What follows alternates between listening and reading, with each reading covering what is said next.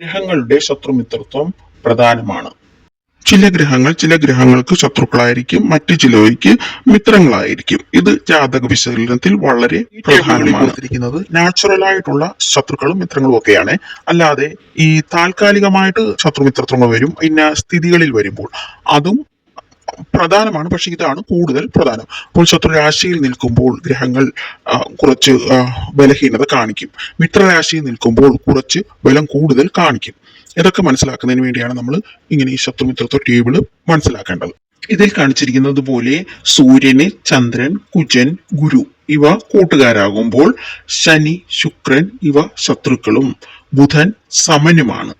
ചന്ദ്രന് സൂര്യൻ, ബുധൻ ഇവ മിത്രങ്ങളും, ശത്രുക്കളില്ല, സമന്മാര് കുജൻ, ഗുരു, ശനി, ശുക്രൻ. ഇനി ചൊവ്വയ്ക്ക് ഗുരു, സൂര്യൻ, ചന്ദ്രൻ ഇവ മിത്രങ്ങളും, ബുധൻ ശത്രുവും, ശനിയും ശുക്രനും സമന്മാരുമാകുന്നു.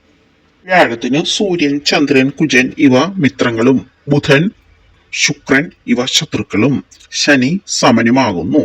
ശനിക്ക് ബുധൻ, ശുക്രൻ ഇവ മിത്രങ്ങളും, സൂര്യൻ, ചന്ദ്രൻ, കുജൻ ഇവ ശത്രുക്കളും, ഗുരു സമനും ആകുന്നു. ബുധന് സൂര്യൻ, ശുക്രൻ ഇവ മിത്രങ്ങളും, ചന്ദ്രൻ ശത്രുവും, കുജൻ, ഗുരു, ശനി ഇവ മിത്രങ്ങളും ആകുന്നു. ശുക്രന് ശനി, ബുധൻ മിത്രങ്ങളും, സൂര്യൻ, ചന്ദ്രൻ ശത്രുക്കളും, കുജനും ഗുരുവും സമന്മാരുമാകുന്നു. രാഹുവിന് മിത്രങ്ങളെ പറയുന്നില്ല, സൂര്യൻ, ചന്ദ്രൻ, കുജൻ ഇവ ശത്രുക്കളും, ഗുരു, ശനി, ബുധൻ, ശുക്രൻ ഇവ സമന്മാരുമാകുന്നു. കേതുവിനും മിത്രങ്ങളെ പറയുന്നില്ല, ചിലർ പറയും. നമ്മൾ ഇങ്ങനെയാണ് കണക്ക് കൂട്ടുന്നത്. സൂര്യൻ, ചന്ദ്രൻ ഇവ ശത്രുക്കളും, കുജൻ, ഗുരു, ശനി, ബുധൻ, ശുക്രൻ ഇവ സമന്മാരുമാകുന്നു. ഒരു ജാതകത്തിൽ ഒരു ഗ്രഹം നിൽക്കുന്ന രാശിയിൽ നിന്നും 2, 3, 4, 10, 11, 12 എന്നീ രാശികളിൽ നിൽക്കുന്ന ഗ്രഹങ്ങൾ ആ ഗ്രഹത്തിന് താൽക്കാലിക മിത്രങ്ങളായിരിക്കും.